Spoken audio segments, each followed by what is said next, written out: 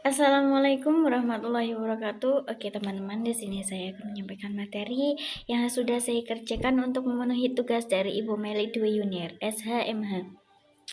Yang pertama, di sini sebelum kita lanjut ke materi yang akan saya sampaikan, ya, di sini saya akan menyampaikan 4 rumusan masalah. Yang pertama yaitu pengertian dan ruang lingkup hukum perdata. Apa sih pengertian hukum perdata? Ya, akan saya sampaikan. Hukum perdata adalah cabang hukum yang mengatur hubungan antara individu atau badan hukum dalam kehidupan bermasyarakat, terutama dalam hal hak dan kewajiban. Nah, itu pengertian hukum perdata. Dan ruang lingkup hukum perdata yaitu ada beberapa poin di sini. Mungkin yang akan saya sampaikan tidak semua poin ya. Jadi sini ada hukum perorangan. Apa sih hukum perorangan itu? Mengatur suatu hak, mengatur status, hak dan kewajiban individu. Itu penjelasan dari hukum perorangan.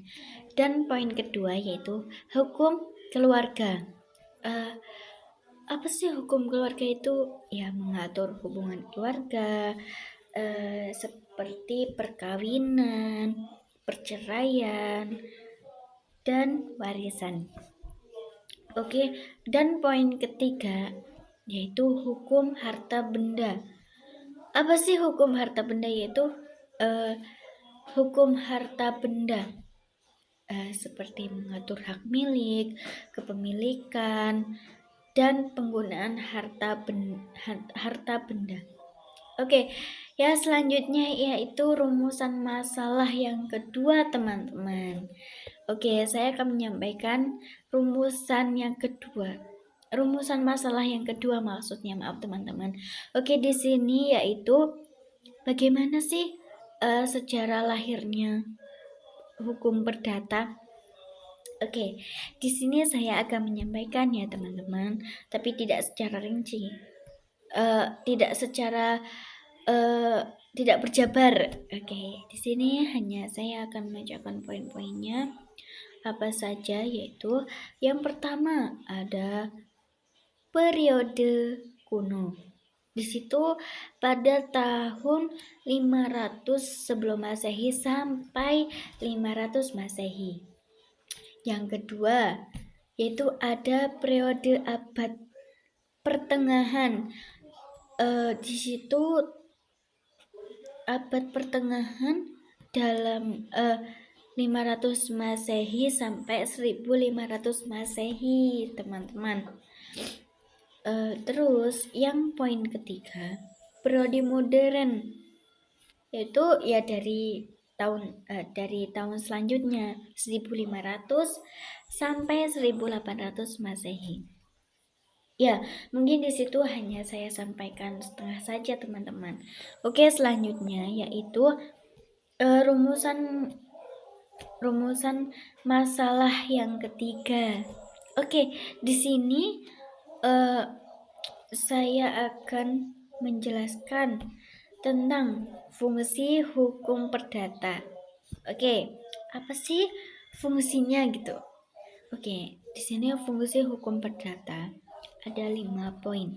Yang pertama yaitu mengatur hubungan antara individu dalam atau badan hukum.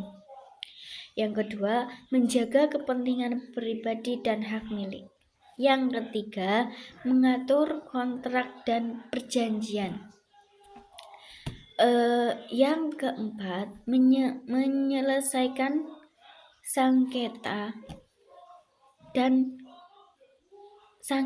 konflik. Yang terakhir nih, poin kelima yaitu mengatur warisan dan harta benda. Nah, itu teman-teman fungsi hukum perdata yang dalam bagaimana sih fungsinya gitu. Oke, yaitu saya akan menyampaikan rumusan masalah yang keempat ya, yang terakhir. Oke, teman-teman, kita akan membahas di sini. Mungkin hanya beberapa poin yang bisa saya sampaikan, yaitu yang terakhir rumusan masalah tentang asas-asas hukum perdata.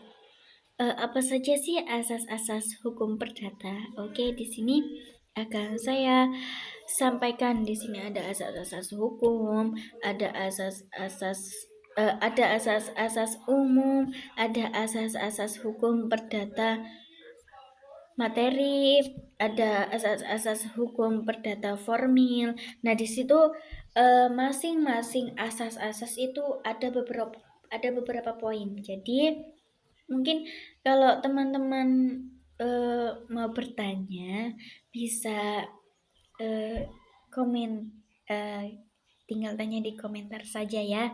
Oke, mungkin hanya itu yang bisa saya sampaikan.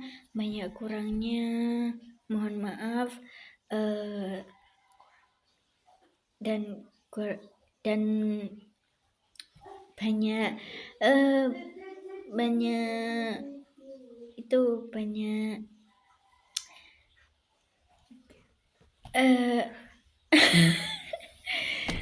Wassalamualaikum warahmatullahi wabarakatuh.